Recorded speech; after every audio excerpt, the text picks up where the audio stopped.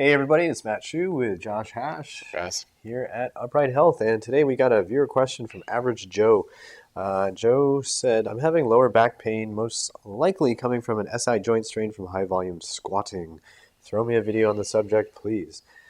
So this is something Josh has a lot of experience with, so we just chatted about it. So Josh, Too much. yeah, Too take it much away for experience with Average Joe. it. So yeah, we just chatted about it before filming this, and we kind of came up with just kind of 4 things that you probably want to look at. It's very hard to answer a question like this without seeing like video of you squatting or knowing a little bit more about like what your program is or something like that. But just to keep things in general, the first thing that you have to always look at is your overall technique, right?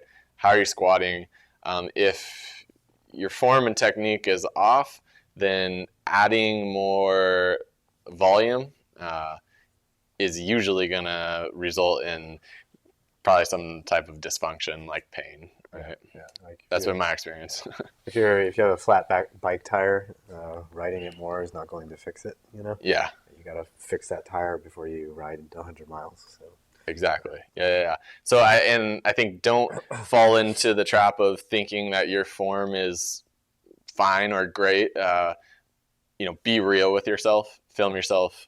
I think for a long time I was like, no, I'm fine. Like, I don't know why my back hurts, right? Like, my form's fine, but I really wasn't like actually watching what I was doing and really being real with myself, right? Yep, I've done that to myself. Yep. Yeah.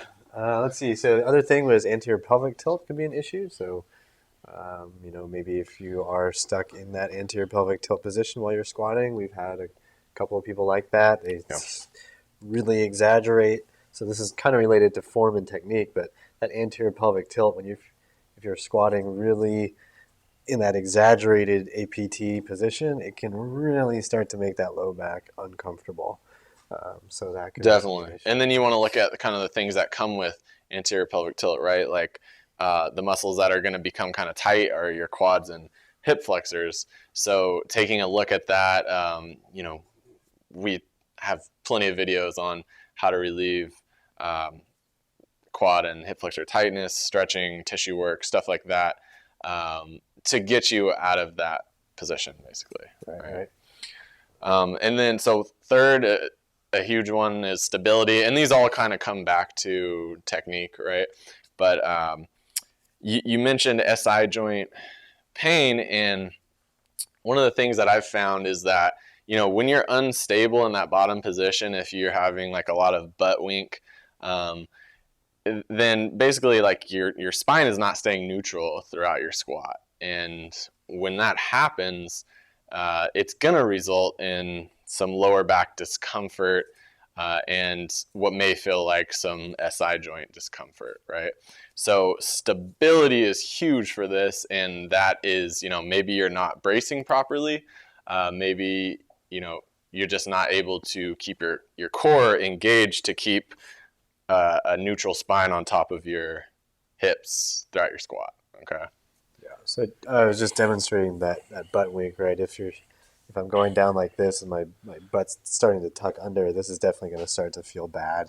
So it's sort of the opposite of the anterior. And there's a lot of discussion on butt wink, and I think butt wink is a natural thing, especially in just when you want to squat like really deep down to the ground. But then when you're putting weight on your back, like you probably want to minimize how much butt wink you actually have, right? Yeah.